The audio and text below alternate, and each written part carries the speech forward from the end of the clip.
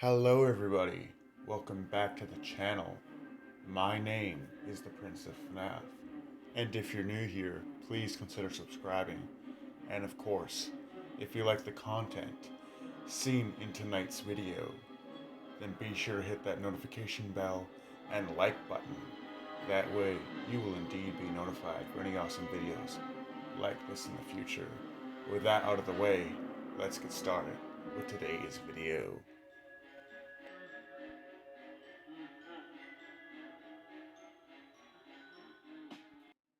Love and Monsters is a 2021 Nfilm produced by Netflix. However, this film was initially released in America around 2020.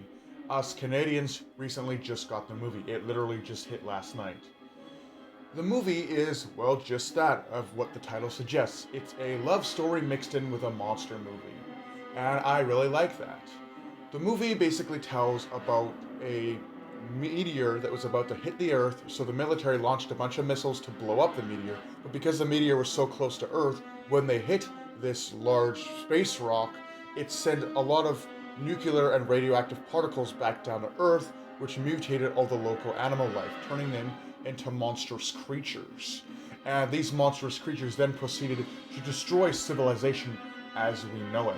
And all the survivors went and hid in their own bunkers and started their own society inside these underground bunkers in large groups.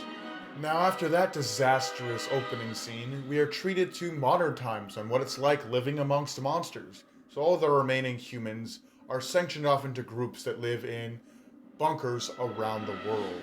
There are some people that live among the surface and fight their day to day lives to try to stay alive. And then there's, of course, people who live in underground bunkers scattered throughout the earth.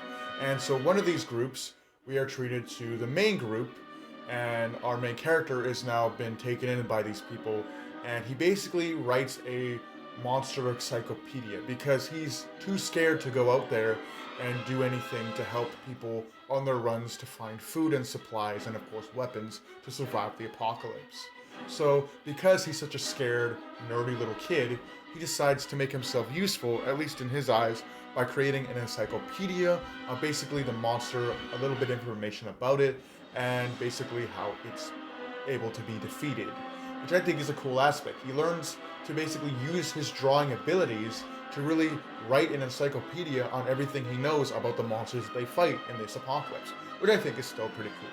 So he gets kind of lonely, all of the people in his bunker have love interests, and so he's like, well, my family died, my love interest is out there in some other bunker, maybe I should go see her. I'm tired of just sitting here being a coward, hiding inside this underground bunker. And so after a breach of these large mutated ants breaching their blockade at the entrance of their bunker, he decides that maybe I'll go and I'll find my girl, and we'll hang out together. It'll be this great thing. So he goes out on an adventure. All the people think that he's not going to make it back because he's a scared loser, and granted, so he actually is. So he goes out on an adventure. He finds a dog, and this dog's apparent owner was killed by one of the monsters, so the dog lives alone. And the only thing that the dog has to remember his owner is this red dress. And that red dress is the dog's most prized possession. It's treated that way in the movie, which I think is cool. It makes the dog a little bit more human. And so they go on an adventure. They encounter a large mutated toad, and they keep on traveling. They encounter some sand gobblers. They encounter a large kind of spider, ant, aphid type creature. Then they encounter a large centipede. They encounter a whole bunch of things, and it's really cool. The monster designs are awesome. I like the little tremor type creatures. They're like sand gobblers, and I'm pretty sure this is just a reference to the Tremors movies because the way these creatures behave is like very similar to the Tremors. I thought it was a great movie, and I absolutely loved it. So he eventually makes his way to his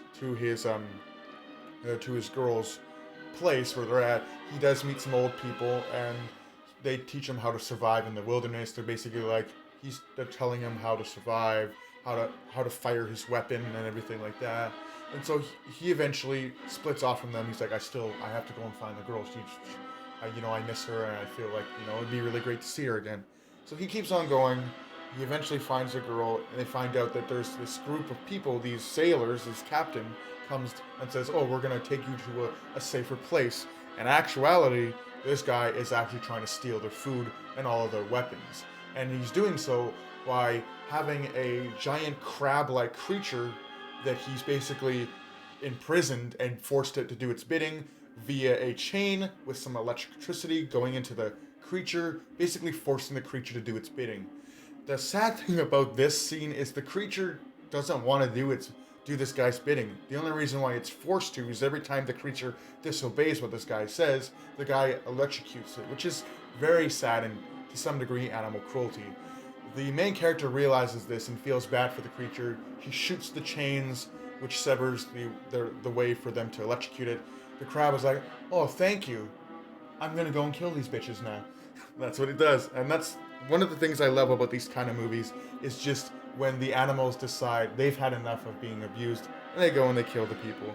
The movie is pretty cool. I liked it. I think it was definitely, it was a good blend of nerdy humor, monster movie goodness, and it did have that romantic taste to it as well. But anyway, I hope you guys enjoyed. Do take care. Have a great night. And I'll see you guys in the next video.